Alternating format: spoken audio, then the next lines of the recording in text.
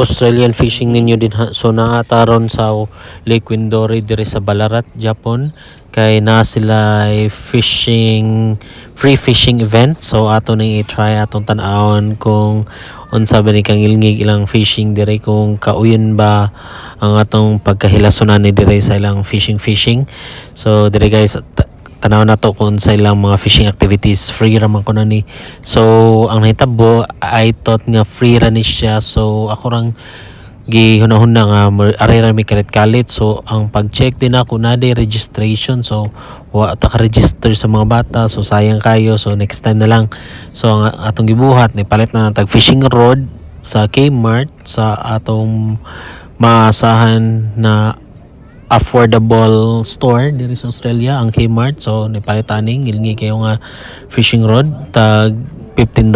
So ari nagtudlo siya unsa ang pagtaod sa fishing rod. So kita magtanatan-aw ta. So ari kani sila diri sa Victorian Fisheries.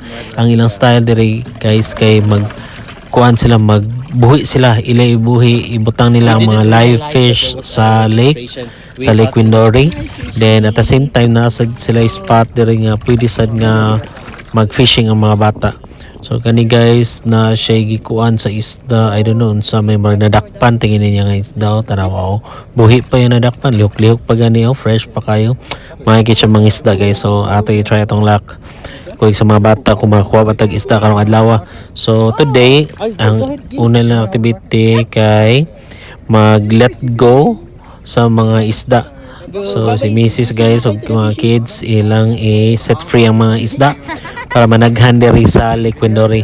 So ilang ikuan aside from fishing, magbutang sad sila fish para mo padaghan populate sa fish diri sa Lake Windori guys.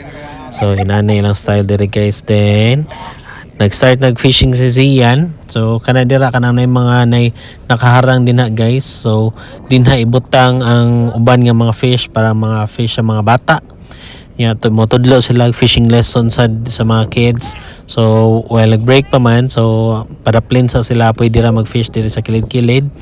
Try si Zian og catch kung makakuha ba siya isda for today sa event. So ang naamay magsigidol-dool nga mga ducks guys, inani diri ilang style sa isda.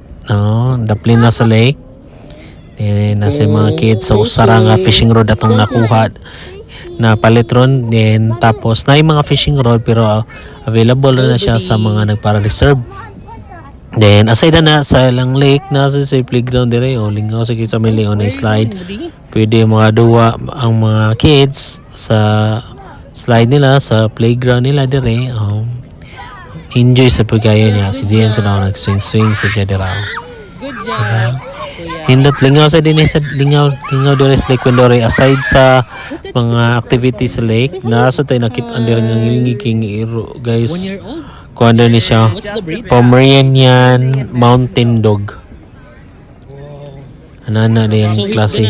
Tapos 1 years old pa daw ni siya guys. Mutaas pa daw ni siya nga iro guys. Fluffy kayo tapos neat kayo, clean kayo. Kaya kung mukha kag iro ata diri sa Australia guys, kailangan kag permit. So dili kay ano pwede makakuha iro. So inana ila na guys na cute kilang doggy. So kita ni appreciate naman sa dog nila. Bye doggy. So going back, aray na sa tong fishy. So mo nilang event daw na session din ako. Nag-teach sila kuan fishing sa mga bata. Then dire ilang mga kuan mga QR code, mga instructions and guides sa ilang fishing activity. So ato na sa tanaw na tong fishing rod kung unsa kang ilngig. Di ba pak? Usa ka witik gawas dito. Kang ilngig baskin si $15.